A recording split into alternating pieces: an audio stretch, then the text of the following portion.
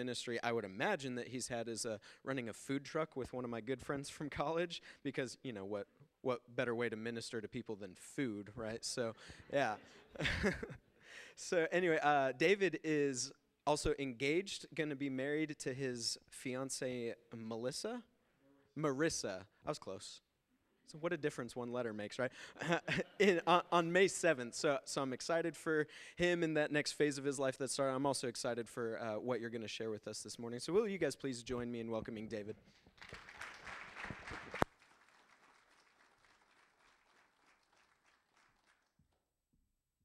Good morning. So you mentioned I'm engaged, I'm getting married, and I just want you to know, young men out there, I'm just going to give you a word of sage advice. Okay? If you ain't planned your wedding yet, it's important that you're involved enough that she feels like you're involved, okay? So now there's things, and you just have to be honest with whoever it is. You just have to say, okay, I can do this for you. Just know at the end of it, it might create more work for you so do the dishes, do the vacuuming, do all that stuff so she's free to do the stuff that you will create more work for her. And if you don't know how to do dishes, you're probably not going to get engaged. So work on that too. All right? So I'm like one day shorter than 6 weeks. Every once in a while, I'll just have to go look at the countdown and say, it's worth it. It's worth it. It's worth it. Because here's the thing. When I throw a party, here's the way I throw a party. I take a picture of a pork butt and a brisket on a smoker, and I post it, and people show up. I don't care about the color of plates. I don't care about the color of napkins. I care about the color of the bark on my brisket when I'm done. I started it 14 hours before. Show up sometime between this time and this time. It'll be done resting, I promise. So be invested enough that she believes and feels like you're invested. And here's the thing. Every once in a while, say, hey, I don't feel like I'm doing enough right now. Is there anything I can take off your plate? And when she gives you something, know this. You might create more work for her, but that one she gave you because she's overwhelmed, so you have to do really good with that. I might be speaking from experience, but you have to do really good with that, okay? So sometimes we focus on the wrong thing and we get overwhelmed, don't we? Sometimes we focus on the fact that I just had a yard sale, like a 6-family yard sale last weekend, which was a huge blessing. We made enough to cover the food for the wedding. It's awesome. But there was a mountain of stuff in 3 garages for 3 weeks. You open the door and you just look in there like, oh, I'm getting married in like 9 weeks, and there's a bunch of junk in 3 different garages that are technically my things and her things, and we only have a 3-bedroom house to move stuff to. So we have to get rid of stuff. So there's been this process of picking out what I have that's like better kitchen utensils and which one she has that's better looking kitchen utensils, and we like put them both on the table, and we're like, okay, so yours is prettier, but mine has 6 attachments. Just bear with me for a second. It's black. It can go with anything. You know how a woman loves you? She sells her teal blue mixer stand to take my black, boring KitchenAid one. But mine holds like 6 quarts. So it's great. Now, all kidding aside, it's funny because our biggest tension happens when we're focusing on the wrong thing. The task at hand is never the goal. It's important for us to remember that. And so sometimes you have to take things step by step. My Instagram is not a skinny chef for several reasons. One reason. I love to cook, but I decided when I was in college that I never wanted to be a skinny chef. And what I meant by that was, even in college, I had friends that had graduated in my season at Ozark that were no longer pastors. And they weren't pastors because of bad churches. They were pastors because they didn't eat their own. They were leaving churches not because of bad leadership, but because of not eating their own cooking. And so I decided that no matter where I went, no matter what I did, I wanted God to feed through me first. And so today I want to give you a piece of what God's given me. You know, it's a different sermon than I've ever preached, but Colossians 3 is a place that if you haven't been planted for a while, you need to jump in and plant. Let's pray before we get fully started. God, we love you. We thank you so much for grace. I thank you for this place, for the ministry that's been done here over the years. I thank you for my opportunity to be a blip on the radar for a week, to share that which you've been feeding me for years and years and years and years. And God, I pray that on some level today, you will help this congregation for its next season, that you'll help them to see the end goal, that you'll help them have a telescope instead of a microscope. God, that they will be able to see things far away but close up. God, I pray that you would help them to focus on the right things, and I pray that you would teach all of us in this time that we have with you and together. So I pray, amen. I have a dog story that I love. How many of you have dogs? How many of you are not dog people? Raise your hands. Okay, you can leave for the next 5 minutes because I'm about to tell you why dogs are the best. I had a dog named Hershey. He was a chocolate lab, Lhasa Apso mix, so he was milk chocolate, white little mop dog, tall, like hunting dog, compacted into one dog. He was pretty short. He was pretty long. He had a big lab head. He had like wavy hair. And here's the best part about Hershey. He was born in Hershey, Pennsylvania. Right? So good. And so I grew up, we got him when I was 6 because he knocked my grandma over. He was too strong for her. And so we brought him back from Pennsylvania, where my family's at. And I used to do this trick with him that I'd put the food on his nose. And he would wait for me most of the time to say, "Get it." And he'd pop it up in the air and he'd try to catch it. He wasn't real good at it. But he was cute. So, you know, but he did this thing where if he looked past the food or the treat that was on his nose, to me, he didn't shake. He didn't have troubles like wanting to twitch his nose. He'd do this like nose twitch thing, like, "Oh, I didn't make it fall." And when it would fall on the ground, he'd grab it, right? Like, "Okay, Dad, I like knocked it off my nose. I mean, it fell off my nose. I need to pick up the carpet, do my chores, you know." But when he'd look at me, he wouldn't worry about that. But when he'd zoom in on that treat, he would grow weary in patience. Have you ever had a time in your life where you were looking at the treat growing weary in patience? Because if you focus on the wrong thing, it's not going to be helpful. What he learned was when he obeyed me, he got my attention. He also learned that when he disobeys me, he got my attention.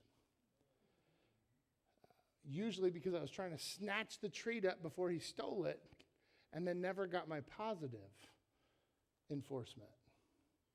And so I think it's interesting that Colossians 3 describes the first part of it as a focal thing. So first we have to focus. Let me read for you a little bit of this. I'm going to commentate a little as we go, but you'll kind of figure out my style by the end of it, and we'll never see each other till heaven again. So, which, by the way, I'm David. I'm glad we met on this side of heaven. Thanks for letting me be here today. Since then you have been raised with Christ, set your hearts on things above, where Christ is seated at the right hand of God. Set your minds on things above, not on earthly things. For you died, and your life is now hidden with Christ in God. When Christ, who is your life, appears, then you will also appear with him in glory. I'm not a baker. How many of you are bakers?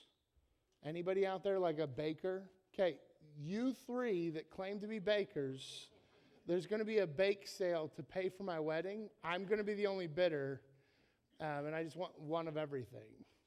And then I'll taste it and then sell the rest. No. Here's the thing about bakers. All y'all are scientists. If you put the wrong amount of something into it, it doesn't turn out right. If you don't put enough of something in it, it doesn't turn out right. My dad and I were in charge of the salt one year for pumpkin pie.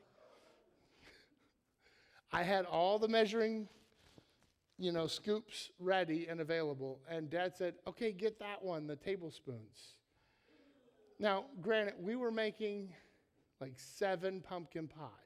Okay, so don't freak out just yet. Yet.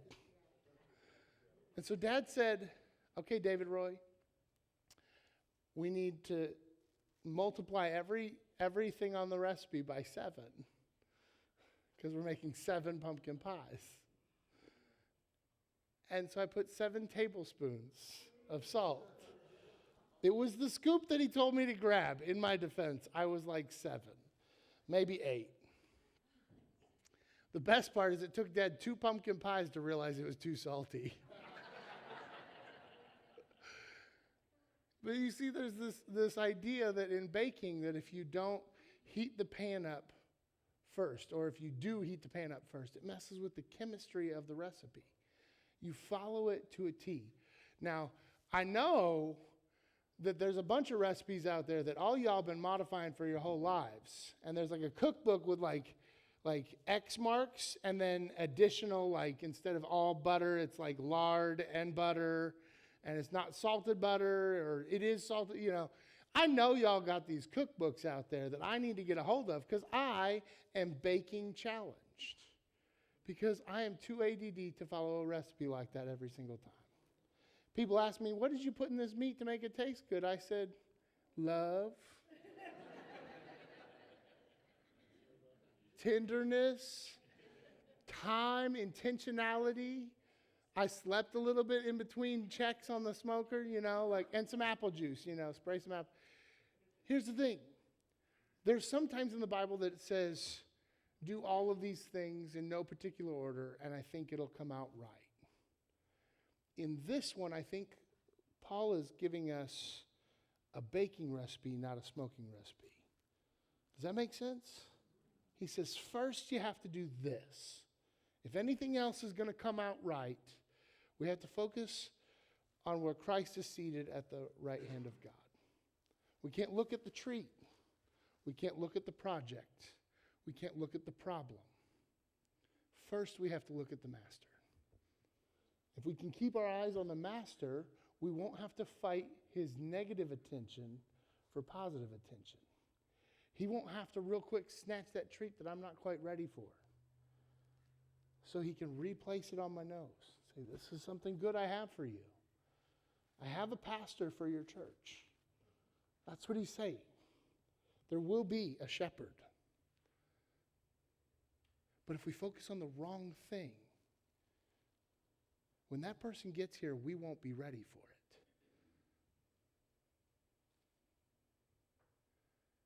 It's difficult because if I focus on the wrong thing first, nothing else falls into place. How many of you are City Slickers fans? Anybody? They say the main thing is keep the main thing the main thing. If I button my shirt up with button 1 and slot 2, I'm going to look goofy all day. And so here's what I want to challenge you guys on. Even as you vote on things today and in this season on who your next person is going to be, God has something for you to focus on in this moment. And he has a project for you to give your energy to. But he wants you to look past that to the master. The reality is the fix-all for any church is not a new pastor. The season of one ending and the season of one starting is just going to lead to another season of one ending and one starting. If this church is going to be here for hundreds of years, it's going to have hundreds of pastors.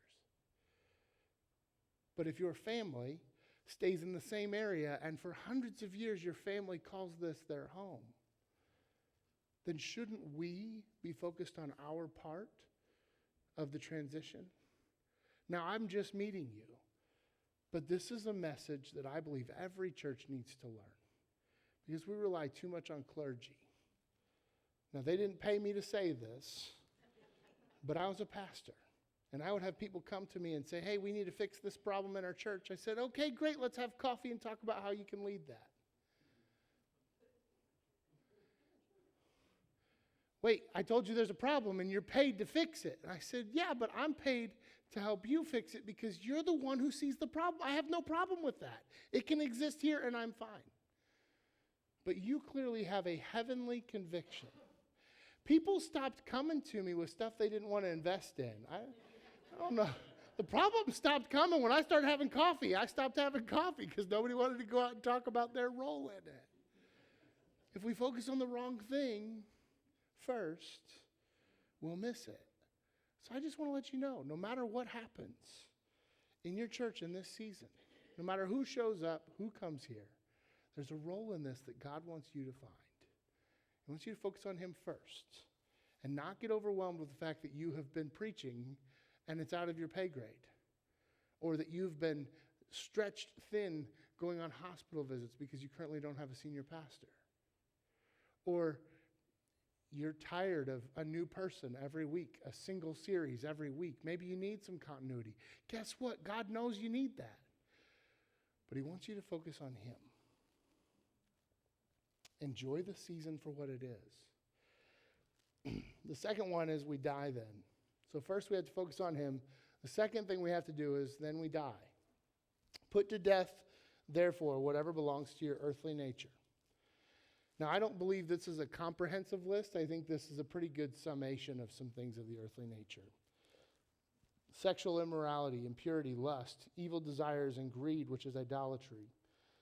Because of these things, the wrath of God is coming. You used to walk in these ways in the life you once lived, but now you must rid yourselves of all such things as these: anger, rage, malice, slander, and filthy language from your lips. Do not lie to each other, since you have taken off the old self with its practices. Put on the new self, which is being renewed in the knowledge of the image of its creator. Here there is no Gentile or Jew, circumcised or uncircumcised, barbarian, Scythian, slave or free, but Christ is all and is in all. You see, no matter what happens, we can focus on Jesus, and we're going to get our marching orders from him. But if I don't take those marching orders and then die to my preference, if I don't take my marching orders and then die to my preference, then I will not be able to move forward in the way that he wants me to. Now, I believe that God's big enough to get something done whether I want to be part of it or not. I think he's big enough for that. But I think when he made you in your mama's womb, he made a list of things for you to accomplish in this world. And when you came into this world, Satan said, I'm going to do everything I can to spin the world in such a way that it will knock everyone off of that intended path. Now, he can't be everywhere at once, so I think he starts things, lets them spin, and creates vacuums everywhere. And so he just wants us to fall into a vacuum that sucks us away from our best life. But the problem that we have as a church is we focus on behavior way too much. Now, this is going to seem radical, but I want you to know when a meth head shows up on your front porch high as a kite, it's okay to not tell them that you think they're high. They already know it. I don't know if you realize this. They already know it. What they need is, if you have the safety of your home, to be able to host them. They need you to welcome them. If it's not safe for your family, to welcome them into your home. You say, hey, why don't you jump in my car and we'll go get a drink over at the convenience store and let's talk. They don't need you to tell them that they're high. They just don't. When somebody's walking in sin and they walk through our doors, they don't need you to look at them and say, I know you lied to your boss the other day. I know you're embezzling money. I know you're talking to other people online. That's not what they need first. They need help to do what you're supposed to be doing, and that's focusing on the master. They don't know how to do that yet because they're stuck down here. And they're never going to find the master if they think all you're looking at in their life is their sin. How many of you ever done something and you're like, I hope she doesn't open that cabinet. She's going to find the Tootsie Roll wrappers that I stole. How many of us have a closet that we just want to leave closed when other people are around? Not because we love to engage in those things, but because there's things that we're not proud of. And we're afraid that somebody's going to look at what I'm not proud of and think that that's who I want to be. Let me just go on a limb and say this. I know that the terrible things that you do in your life are terrible. And I don't care about those things. I care that you find your best life, and I know that that's a journey. But if I focus on all of the things in your life and all of the things in my life that are bad, and we just keep trying to get rid of them. Because here's the thing, we also think that people who are stuck or caught in a lifestyle, that they continually make a choice. I want you to know that there are times when addiction takes over and they no longer have a choice. They made the choice at the beginning, and now the choice is being made for them. I want you to know that there's abuse in this life that we endure, trauma that we endure, that our brain begins to fire differently. And it's really easy for me. I grew up in the church. When the church doors were open, I was there. I had a key to the gym. I could pick the ball closet with the best of them. Potlucks, I had all the best hiding places whenever we got our deviled eggs and ran off to play hide and seek in the rest of the church. There's not been a time in my life I didn't know who Jesus was.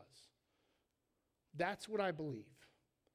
That I have walked with him my whole life. I don't know why, but God has chosen to take the tough things in my life and help me see where other people are coming from. I'm going to use a phrase that I want you to begin to process, and we definitely can't unpack it in a day. But it's called trauma-informed churches, okay? A trauma-informed church doesn't look at somebody as what they do, but who they are and whose they are. And even if I don't acknowledge that I am Jesus' creation, if you know that I am, treat me as such. Treat me as such. I have a friend, Art. Anytime I go places, I have to talk about Art. I'm so proud of him. I think I dropped him off for rehab 4 different times. I think he's gone 7 since I've met him. He used to be my cook at IHOP. We'd fight over the extra bacon that he left off my ticket all day long. All day long.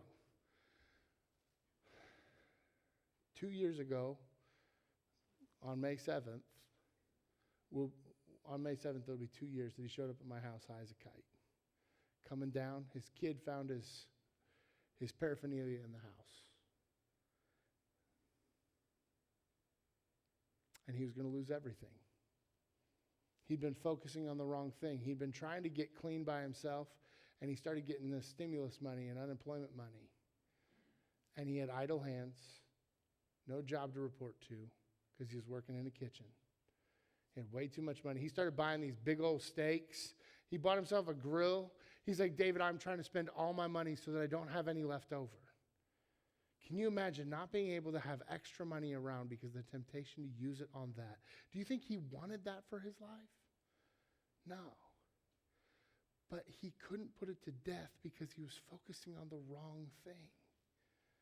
And he was growing weary as he watched it. You see, the first thing is, where do we focus? The second is, we have to die. It's so much easier for me to die when I'm focusing on the right thing. It's so much easier for me not to fight wedding planning when I know May 7th will arrive and we won't have all this stuff to do. And I want to get as much done before my wedding so that afterwards it's an easy transition. If I don't focus on the right things now, it'll be much more difficult later.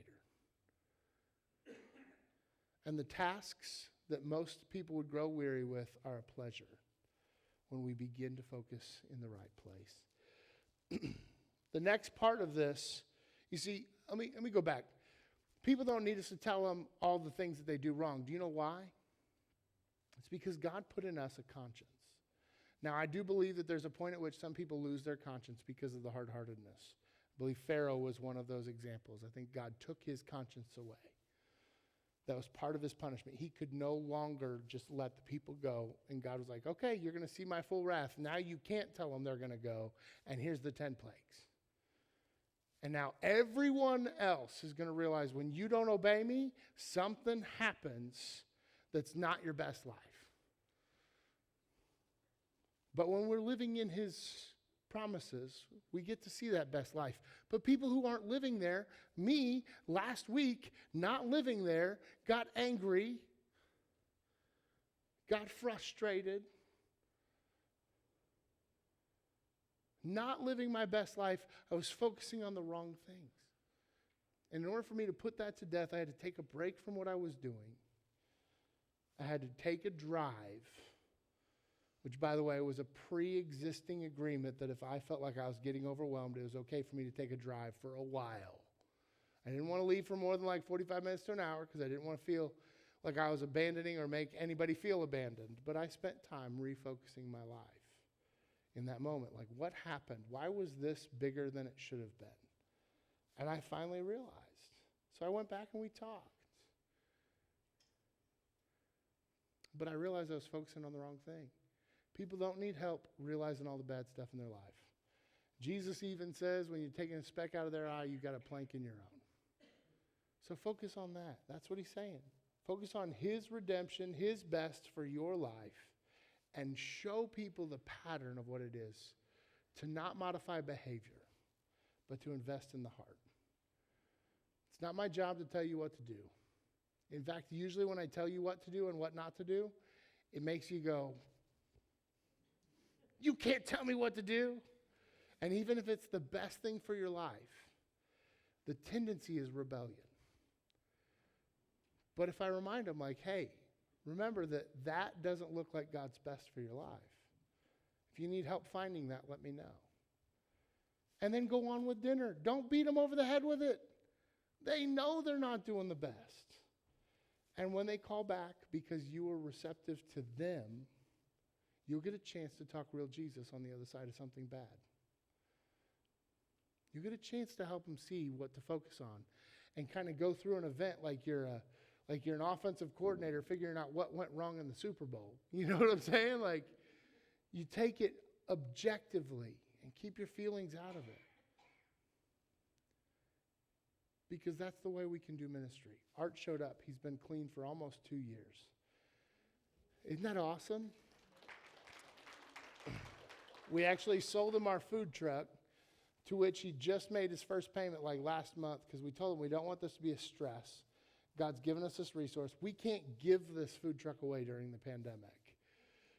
Ain't nobody want to touch that with a 39.5 foot pole.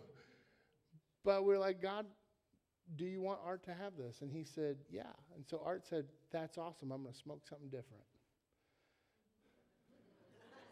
So if you ever get down to Shell Knob, you look up Arthur's Smoke Shack, and it's a good place. But now Art is helping to run the rehab facility that he found what to focus on. And he's helping guys learn what to focus on. And I asked him the other day, he's working in a stressful kitchen because he's trying to work a part-time job and run the food truck. And I said, Art, this kitchen thing is pretty stressful. God, how many of you ever worked in a restaurant kitchen? If you ever have questions on patience with stupid people, you just ask these people. They understand. If you also want to think of all the things you can't do to people that are being bad, ask them because they also have those things planned out in their mind. But I said, Art, are you stressed out to the point where this is going to tempt you to use? I have to ask that before I give you my advice. He said, no, that's like not part of my life. There's no room for that anymore. I got so much joy in my heart. When his most stressful situation he could ever endure, the thing that used to drive him to want to use, and then became the mode of which how he could use. I go to work to get high.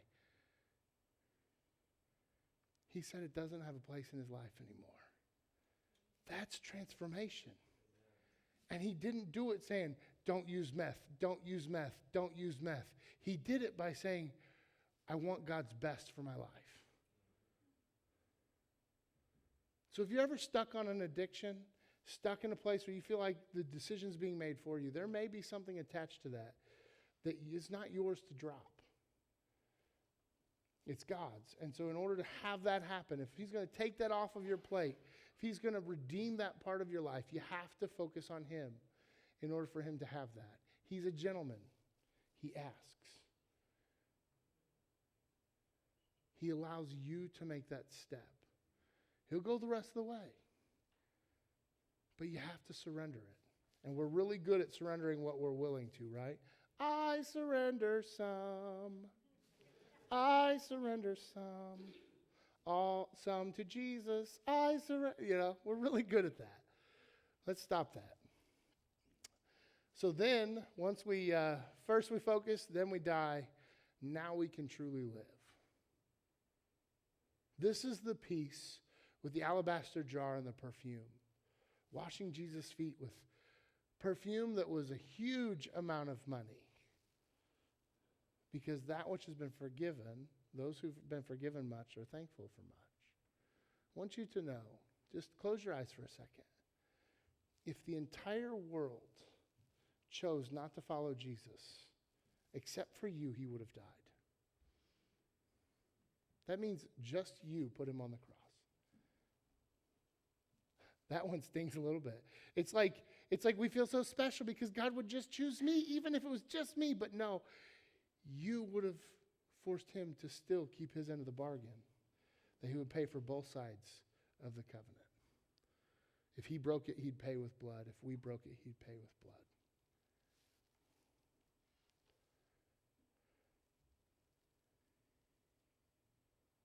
Now we can truly live.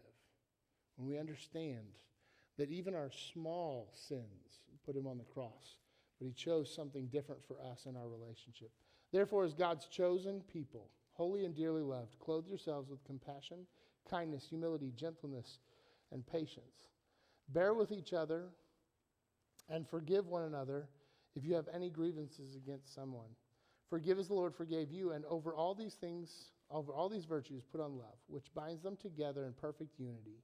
Let the peace of Christ rule in your hearts, since as members of one body you are called to peace, and be thankful. Let the message of Christ dwell among you richly as you teach and admonish one another with all wisdom through psalms, hymns, and spiritual songs from the Spirit, and singing to God with gratitude in your hearts. And whatever you do, whether in word or deed, do it in the name of the Father and the Lord Jesus Christ, giving thanks to God the Father through him. 3 times it mentions gratitude.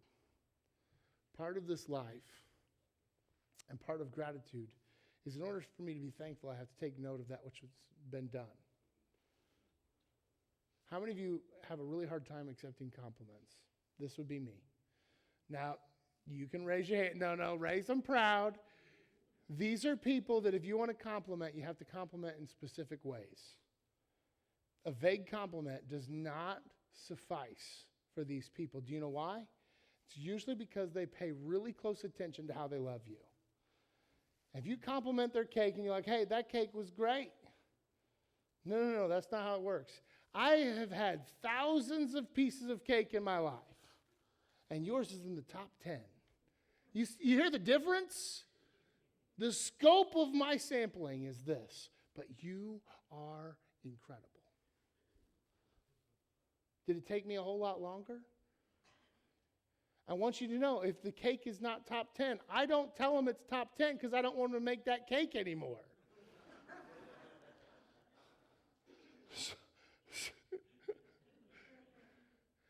When we realize what's been done to us, we can truly be thankful. When we realize what's been done for us and done with us, we can truly be thankful. And when we're focusing on the right things, our cravings change to that which you're supposed to have. Facebook knows what I talk about. I started talking about a new smoker, and guess what pops up on my advertisements? A smoker. Guess where my focus has been? Oh, look, I just got paid. I could go buy a smoker. Emergency fund, David. Emergency fund, David. Mortgage payment, David. Like, I have to remember to focus on the right things. But when I focus on what I want and what God wants for me, it's easy for me to say no to the things of my cravings of my flesh, and much easier for me to attain the goals. I had a scoutmaster said, aim at nothing and you'll hit it every time. I don't know how many of you are shooters. Anybody out there a shooter? So when I was in Boy Scouts, we had this kid, and he thought he hit a bullseye every time. He's like, oh yeah, I got a bullseye, 22 at 100 yards. Like, we were pretty good shots. He was a good shot. Problem is, when he looked down his scope was pointed at the wrong target. So it looked like I did pretty rough. Then when we got him focused on his right, we pulled the targets in, he'd be like, yeah, I got like all bullseyes. I'm like, no, you didn't. Your target is blank. Because he was shooting at the wrong target. He was shooting at my target, and he wasn't hitting bullseyes. He was making me look like I couldn't shoot. As soon as we got him focused on the right thing, my target looked a lot better. The problem is right here we think something's a big deal. And then I have an agenda way down there. If I focus on the wrong thing, I'm never going to have a chance of hitting the right target. Blind squirrel finds a nut sometimes, I guess. But let's try to be a little bit more intentional with our relationship with Jesus. So often, we focus on the negative side of everything. We want to fix the problem. Well, sometimes I don't think God cares about what we do. I think he cares about why we do it. I don't think God cares what we do sometimes. I think he cares about the root of the motivation. And if our motivation is to find him, I'm going to get a lot less distracted. And I'm going to get his positive reinforcement a lot more. The last thing for us to do is inside this life, we get to live on cloud 9. I don't know if you've ever sat down and counted your blessings. Count your blessings, name them one by one. Count your blessings, see what God has done. Count your blessings. How many one by one might seem like it's going to take a long time? The surprises that God has on this Easter egg hunt of life is just incredible. Sometimes you open up an Easter egg and it's got a Snickers bar in it. That's a good Easter egg. Sometimes you open it up and it's got like a press-on tattoo. That's not a good Easter egg. And sometimes you open it up and there's money. And those are the real good ones. God has things hidden all over our lives. He has people in our lives that he wants to bless us with. He has people in our lives that we are going to gain a blessing from loving them. And we're not going to be able to see it if we don't live with them, because so much gets in our way. In Hebrews chapter 12, it says, therefore, since we are surrounded by such a great cloud of witnesses, let us throw off everything that hinders. Hear me. Everything that hinders does not always have to be sin. Okay? Sometimes it's your schedule. Sometimes I've said yes to the wrong thing too many times. And that's hindering me from doing God's best or experiencing God's best in my life. Those are big deals. We look at this so often and we think, oh, it's just talking about sin. No, he says everything. That's a roadblock. It could be a good thing. You ever heard of a book called Good to Great? I'll save you reading it, but it's a good read. It's a business book. But it literally is the enemy of great is good. Now, don't become non-committal because you're like, oh, I'm afraid to say yes because there might be something better. Don't do that. That ain't the problem. The problem is I keep saying yes to things that are okay or good, and I never experience God's best for my life. So throw off everything that hinders and the sin that so easily entangles, and let us run with perseverance the race marked out for us. Perseverance suggests it's going to be difficult. We fix our eyes on the pioneer and perfecter of our faith. For the joy set before him, he endured the cross. So we say that focus on Jesus, but he focuses on the cross. So we are following his example of how to die. He scorned its shame and sat down at the right hand of the throne of God. Consider him who endured such opposition from sinners, so that you may not grow weary and lose heart. Part of why Jesus had to come to the planet was he needed to be able to tell us that he understands. He empathizes. He gets it. Part of it is God wanted us to know that he understands pain on a human level. And he understands trauma on a human level. Can you imagine what it would be like to walk with somebody for 3 years and then that's the person who hands you over for coins? If you've ever experienced betrayal, so has Jesus. If you've ever experienced loss, so has Jesus. If you've ever experienced somebody's BO in the car for 5 hours, so has Jesus. I like to tell people my favorite book is James because I'm pretty sure that Jesus farted on James. And so he got the other side of things. We always think of Jesus as the God of heaven, but he was human. Just because he's perfect doesn't mean he doesn't smell like frozen onions sometimes. Doesn't mean that his feet didn't stink. You know that story of the lady washing his feet? That means a little bit different when you start thinking about the BO factor. This lady washed his feet with her hair because she was thankful. Sometimes I grow weary because I focus on the wrong thing.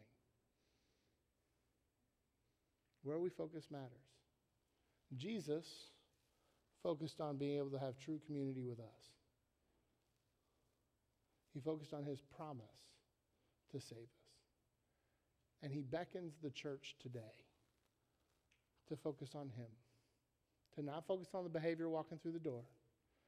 To not focus on the kid that's screaming. But maybe what that kid needs is what we got to focus on. Don't focus on the treat. I promise it doesn't make 6 weeks go by any faster. Keep your eyes focused on the right thing. And everything else seems to fall in line. And as you all are looking for a senior pastor, ever since Tom told me about it, I've been praying for you all in this search. That's a big deal. But let me tell you, from one pastor to a congregation that I'll probably never get to see again in this capacity. We might run into each other. One day I'll have another food truck. You'll want to look it up. I promise. So we may come across again. But God has something for you in this season that he wants you to step up in. There's a problem in this church that he brought you here to fix. There's a problem in this world that he died on the cross so it would be possible for you to have the power necessary to heal somebody. There's something for you to get out of this time in between leaders. There's something that he wants you to step up and lead. And he made it possible because he died on the cross. Because without him, we're nothing. And he wants you to have the treat, I promise. Because he's a good father.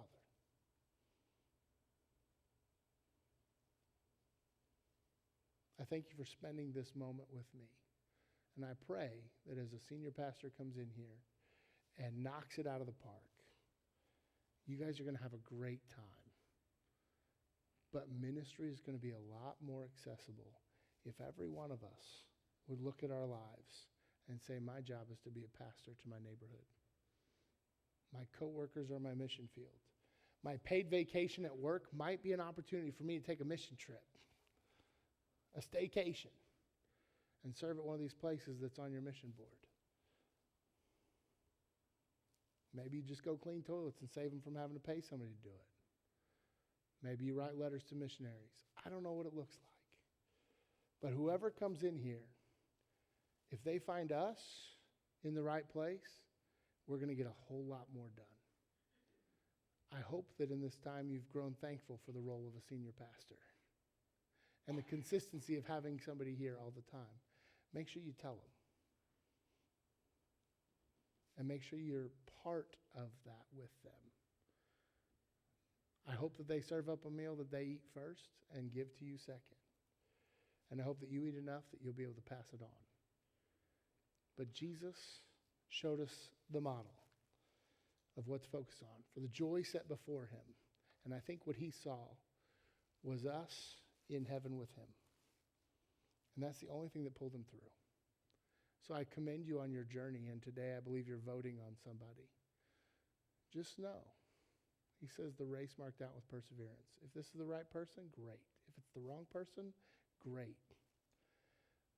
Regardless, Jesus has something for us to focus on in these times. And he focused on us. In heaven with him, eating all the bacon we can eat. No effects of fat and salt at all. He had something in mind that got him to the cross.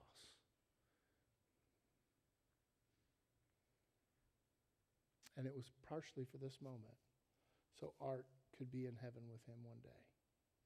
And there's going to be somebody walking through that door that needs you not to say, hey, I think you might be a little messed up right now.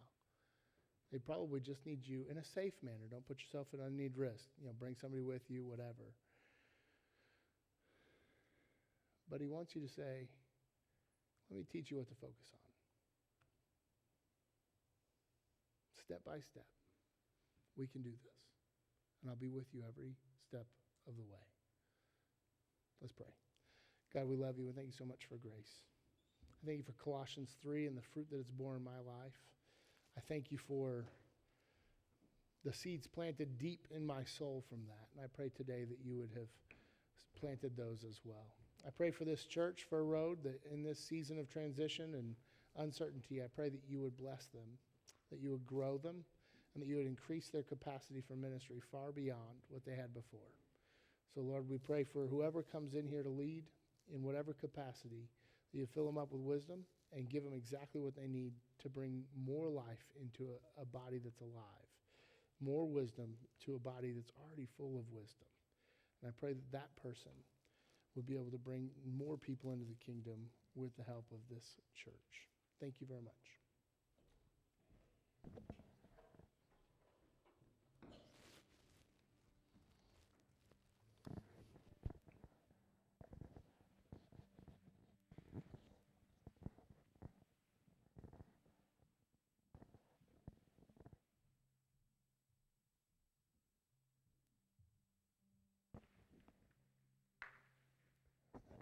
I didn't know whether I was supposed to be coming before or after the song. Sorry.